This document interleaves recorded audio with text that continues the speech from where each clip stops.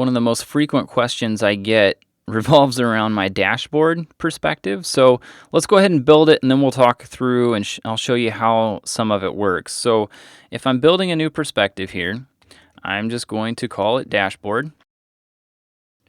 And for me, I know that the shortcut I like to use for this is Control-Option-D. Again, that's the indicator I use for all of the perspectives that I use. I like being able to just jump to a certain perspective because my fingers are on the keyboard quite a bit, so I just like having the ability to jump to it very quickly and very easily.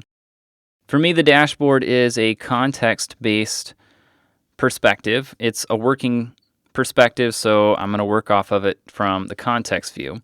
I group my actions by context on this, and then I sort them by the project within that context.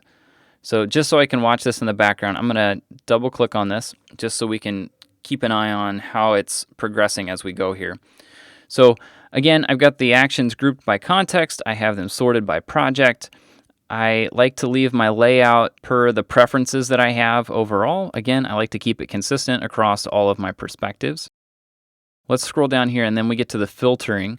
And this is where some of the core of how this operates comes in. So far we've been pretty basic. The main thing that's different for me is the status is due or flagged. And what that means is the tasks that will show up on this list will either have a due date assigned to them or they are flagged, one or the other, because I like to pull both of those together.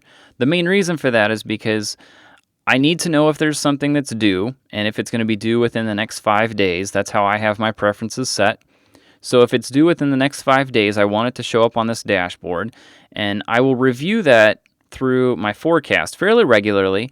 And if the items that are due that day do not equal a full day's work, I then go through my normal contexts at the end of my workday and flag items that I will work on tomorrow. So between the two, between the items that are due that day and the items that are flagged, that's how I decide what I'm going to work on that day. For availability, I only want the items that are available. I only want to see items that are actively able to be worked on.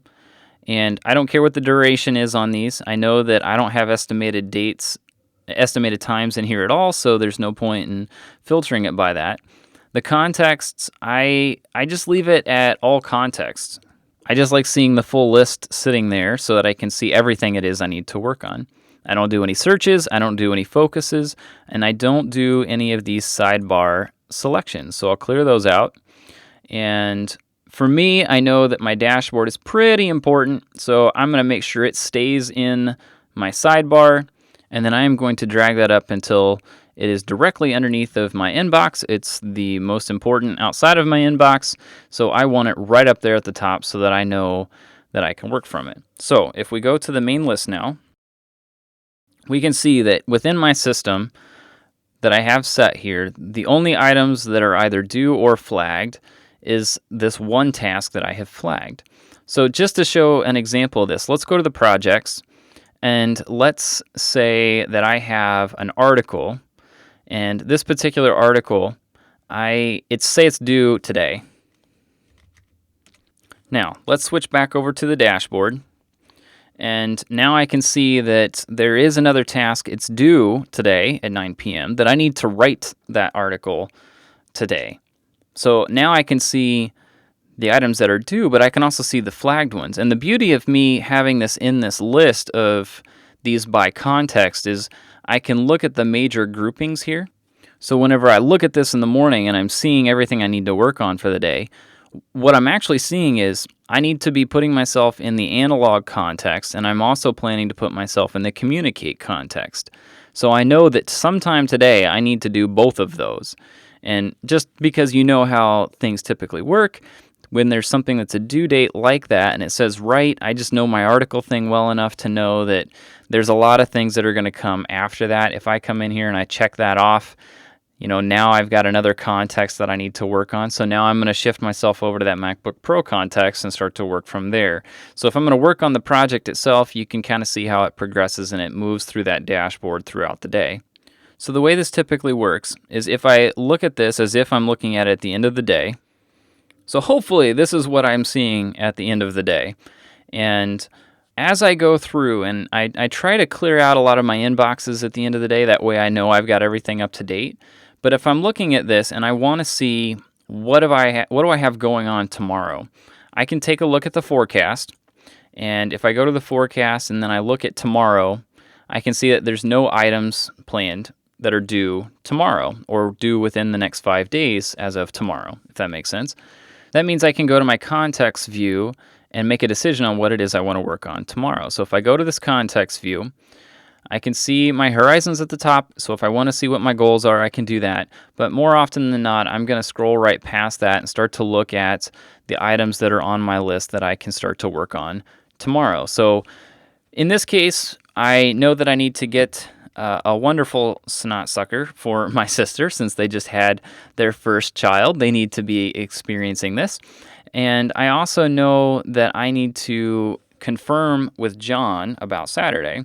So those two I know that I should probably get done tomorrow. It's not going to kill me if I don't get them done, but it would be nice to have those done. And as I'm sitting here looking at this, I would love to get that light bulb in the dining room taken care of tomorrow. So I'm going to flag that one as well. Now, if I switch back over to my dashboard, now I can see this is my list of things that I have going on tomorrow. But I still have a little bit of time yet today that I'm going to be doing some things. I'm getting ready to get off work. And now that I'm sitting here looking at this, I realize, well, I've got after hours on there. I could probably go ahead and do that one today. So I'm not going to work on the first two today because that's part of my workday tomorrow. So I'm going to grab those two and defer those until tomorrow. And using the handy dandy shortcut, I can clean that up. And now I know this is what I'm going to work on today. I have something I can do when I get off of work. That's my goal for after work. And then I know that tomorrow when I come in, those other two items will show up on my list and I'll be good to go. Now, just a general rule of thumb, this is how I start my morning. Whenever I come down to work, I will pull up my dashboard first thing. And I know that I'm going to work from that dashboard first. I'll look at any of the items that are due in the next 5 days, and those are probably where I'm going to start first thing, and I'm going to get to work on those. If there's not anything that's due, I pretty much just go through and make an intuitive call as to which one I want to work on first and which one's going to give me the greatest stress relief if I get it done. Or if in some cases I know that there's a specific context that's available, but I want to work in that context, then I'll make the decision to proactively go and work in that context. So there's quite a bit of fluidity in it. There's a lot of flexibility in how I make the actual call on which one to work on, but it at least gives me the list of things that I know I'm planning or committing to working on that day. And that's the ultimate goal of the dashboard.